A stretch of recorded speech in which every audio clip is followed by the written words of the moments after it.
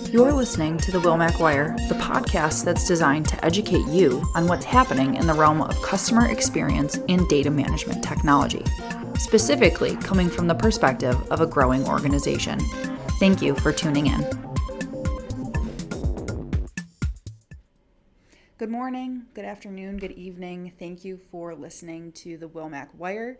This is episode 10. My name is Emily Miller, and I wanted to preface the interview that we have set up for you guys today by letting you know that we're going to release this in two parts, this week and next week. So I had the privilege of interviewing Bob Duffy, the president and CEO of the Greater Rochester Chamber of Commerce. We had a really awesome conversation over at their office. You can actually see it behind me. It's that one. We have been partners with the Greater Rochester Chamber of Commerce since 2021, so a little over 3 years now. And he is a very important figure in our local community of Rochester, New York. So I'm really lucky to have interviewed him. Like I said, it's a longer interview, so we wanted to break it up into two parts to make it more digestible for our listeners. So we are going to start with the first half of the interview today, where you'll get to learn more about Bob himself, how he got his role at the Chamber of Commerce and has evolved in his role there, along with what the Chamber does and their emphasis on connections and advocacy, and how Wilmac fits into that. So I'll let you guys jump into the first half of that interview now and tune in next week for the second half. All right, thank you. Hello and welcome to the Wilmac Wire. My name is Emily Miller. I'm the Director of Marketing at Wilmac Technologies. And today I have a very exciting guest to speak with us. This is Mr. Bob Duffy, President and CEO of the Greater Rochester Chamber of Commerce. So Bob, thanks for joining us today. Thanks for having me. Yeah, and thank you for letting us come over to your new office space. This is a beautiful, beautiful space. A lot of Rochester memorabilia. I love it. I love it. And we're in the Rob Sands and Constellation Brands boardroom. So yes. I'm blessed with a great board chair, and a great board, which really helped us to get to this point. And we love our new office. Yeah, good. I was about to say, we moved over from State Street together right around the same time. So still neighbors. I love it. All right. So before I jump into those initial questions that I laid out for you, I just wanted to highlight a few chamber stats that I found online that Shannon shared. So the Chamber of Commerce in Rochester is very impactful. You guys have over 1,300 members. 2023 alone, you added over 160. Tons of events, a lot of services that you offer to your members. So we've been very fortunate to have been a member since 2021, right around the time when I started. And I just can't speak highly enough of our relationship with you guys and what you've offered to us. And especially in this past year with all the movement and the changes being made, we just really appreciate your partnership. So I wanted to preface by saying that. So I guess to start, let's just talk more about who you are and what you do in your role here. I'd go back, I'd say thank you. Wilmac, you're a member of ours, and I've known a family for many, many years. Appreciate what you do, and was really excited and thrilled to see your office. Yeah. And just knowing what you do, I think it's just a great opportunity to talk. And we exist to serve our members. So anything our members need, we are there to help in any way. Awesome. Well, thank you. Yeah. So let's jump into it. Tell me more about what you do.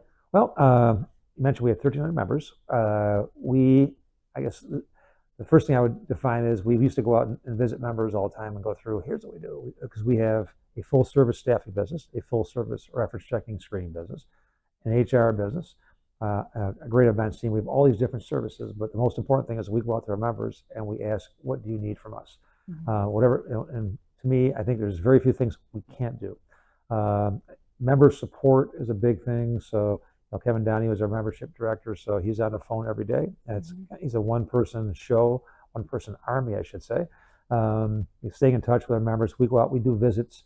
But the key things for us are, I would say, advocacy is a big thing. We live in New York State. It's a beautiful state, but for business, not always a beautiful state. And some of the rules and regulations, some of the legislation that gets passed every year almost defies common sense when it comes to businesses, because as you make rules that force businesses to leave, you are really damaging our local, regional, and our state economy. And so we advocate. We have very good relationships, very strong ones, both sides of the aisle, all levels, federal, state, and local. we establish those relationships, we nurture them, we don't criticize public officials. We are very blunt in a meeting like this, face to face. We certainly are very quick to point out our members' needs and what we are looking for, but always respectful and never criticizing publicly ever. I think when you do that, you stop those relationships. HR is, human resources is a big part. You met Kathy Richmond, our HR director. She is a longtime chamber leader in HR, and she has a great reputation. But we serve our members in any way they need. If they a small company might not have an HR director, so they can call Kathy. We have she's on call. We have a question answer line 24/7. She has every rule, state and federal, captured in books. She shares. She's like having an in-house counsel. She's great. We have an events team, and I would say events and membership are somewhat linked. A lot of what we do is try and connect people, and I'm a firm believer relationships matter. And I could look back at my career, people that you wouldn't think you have a contact with are a big part of your life 20, 30 plus years later. And Rochester is a small, big town. It's not it's a medium-sized city, but those relationships do matter, and your reputation matters. People can disagree with you, but if they don't trust you, it really impacts your business. So we try and make sure everything we do above board. We try and connect people through events. We try and we write letters if people are looking for grants, or say Wilmac is going to put in for a grant. We write letters of support. We will call our federal, state, and local partners. We'll advocate for them.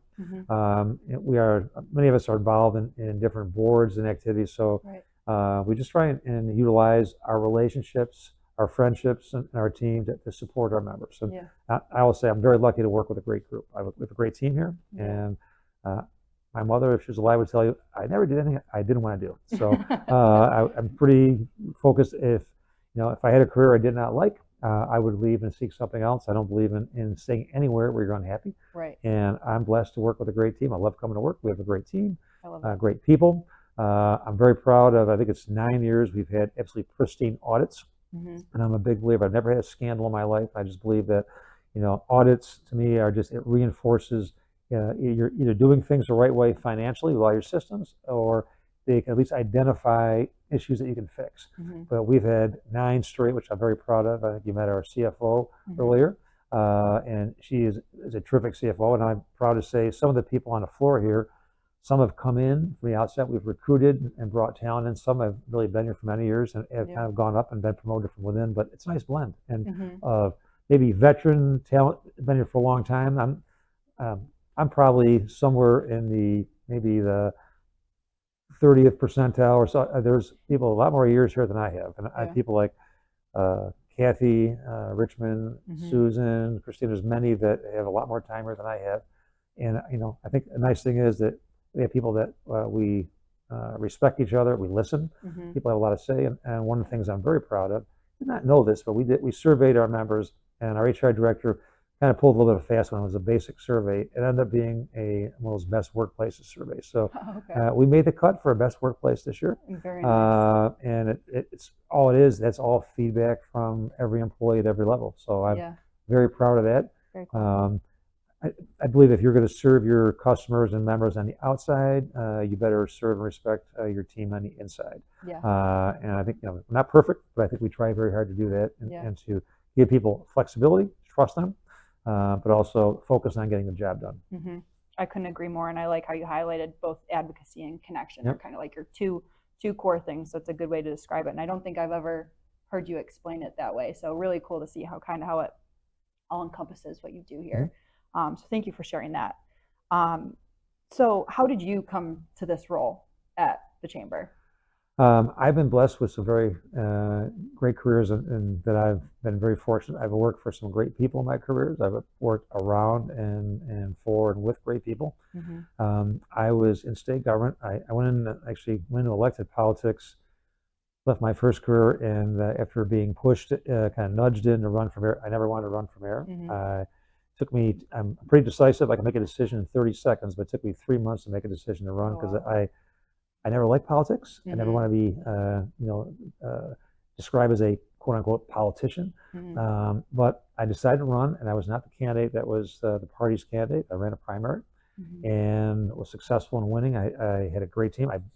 After I was elected, I went out. I never cared what party people were from. I tried to pick great people to be on that team, and I think the team we assembled at City Hall was one of the best that I think I've ever seen in the last 20 Yeah. or 30 years.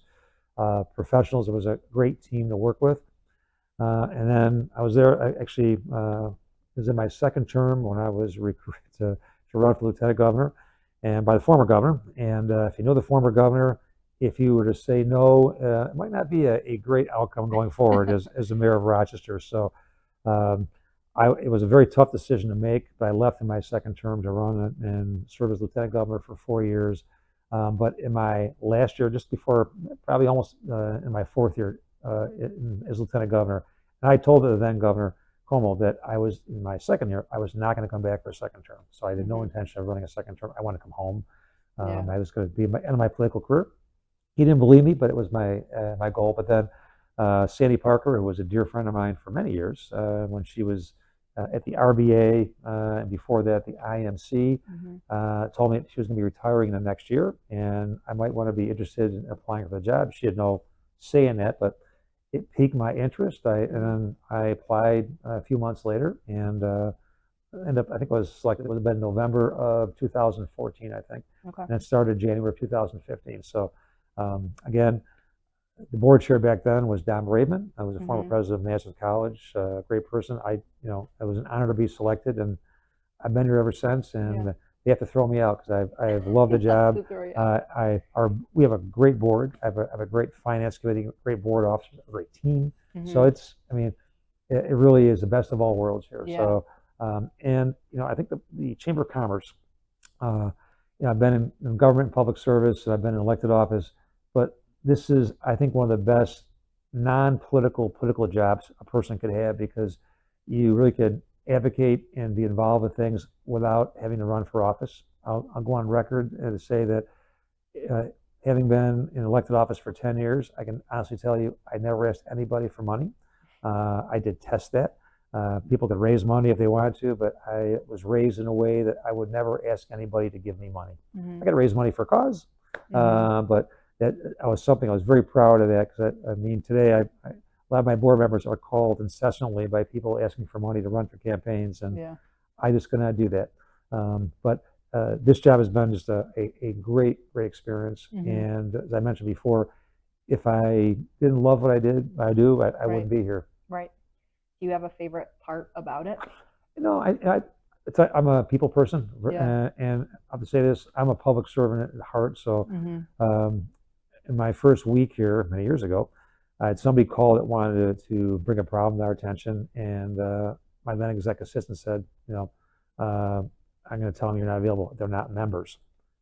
I said, well, if they're not a member and they call for help and we Mm-hmm. refuse to help them, they'll never be members. Yeah. So I'll happy to talk to them. And so my membership director might not want me to say this, but I don't think we ever turn anybody away. Yeah. If somebody needs something, we help them. During COVID, I'm very proud of our team and how our team came together during COVID, accessing, back then masks and all kinds of things to help people. Mm-hmm. And we served our members, but we would pass out equipment and masks, and a lot of people came through the line that were not chamber members. Mm-hmm. They were pastors of churches, and we didn't say no to anybody. We Mm-hmm. gave people, we helped. And so I think part of it is doing things that matter. I don't like taking credit. There are organizations that will tell you everything they do. I think our team will tell you, we don't jump up and thump our chest and take credit. I just think Mm-hmm. that's not leadership. I will say I'm a big Jim Collins fan, so it's like Mm-hmm. the dog that doesn't bark. So I think that we do a lot of things behind the scenes, and Yeah. I've learned, and it's a great lesson. I have two daughters, and I reinforce these things all the time. The best way to have good things come back to you is to recognize and praise other people, not Mm-hmm. yourself. And for those that talk about themselves, I want to walk away.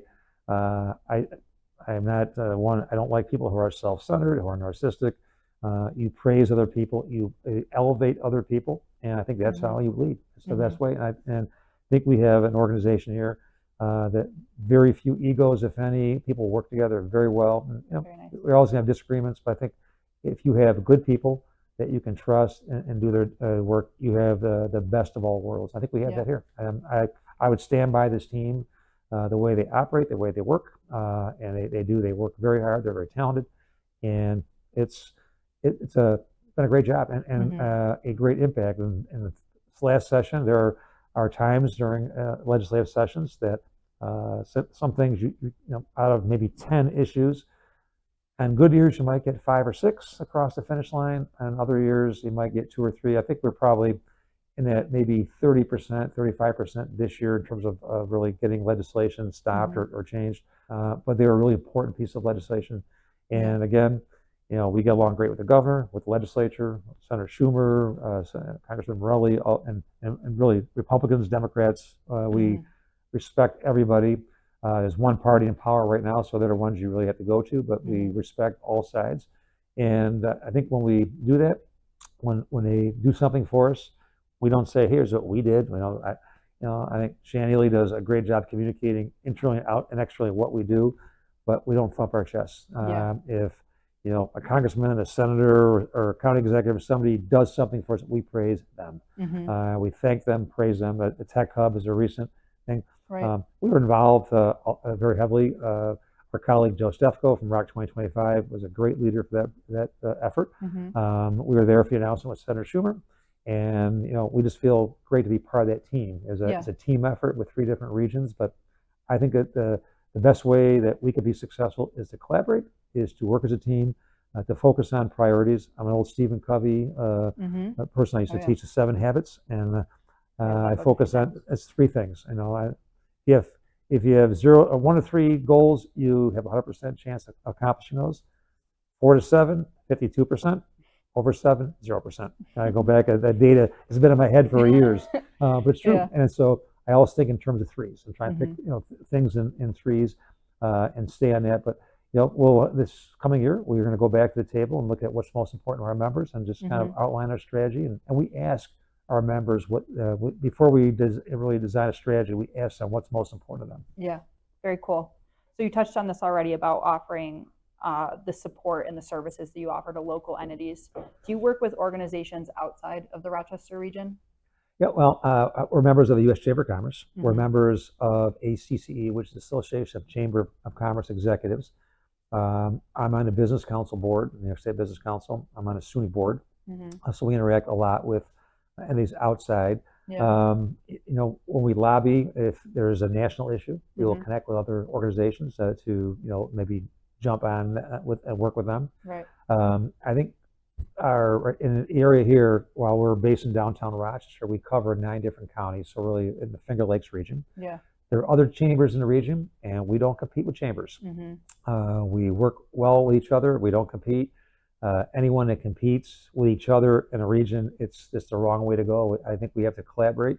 While we have a pretty strong reacher and a big membership, we're always quick to help other chambers. Right. We have a group called ACRAC, I won't even pronounce the acronym, uh, but it's all the area chambers of commerce. It's an advocacy group that covers probably at least 5 different counties. Oh wow. And so Mark Cohen's been our advocacy leader. He's leading that, Mhm. and he meets with chamber leaders. We share our data with them. We work with them. We take trips to Albany to lobby in person. We just came back from DC a couple weeks ago. We go to DC and go face to face. I think that again, emailing is great. Phones are great. Zooms are great. Mhm. But if you want to get something done, you have to go face to face. You have Right. to go. And I was at the Galsano Institute yesterday listening to leaders talk about sales and revenue Mhm. acceleration and growth.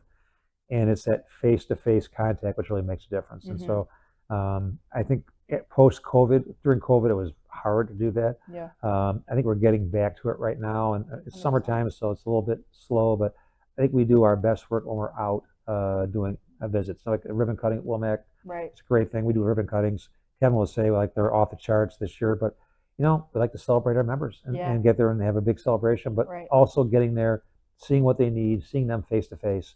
And I will say too, we're a 24/7 operation. Mhm. I've had calls at 5 o'clock in the morning. I've had calls at midnight. Other people have had calls I'm up at 5 o'clock every day anyway, and so email starts early. I have a sleep disorder. Sometimes it's 2 or 3 o'clock in the morning. I get up, but get up and I think we're always working, and I get yelled at by my wife in the weekends. But if somebody emails and needs something, we're going to follow up. Yeah. And I would say our team.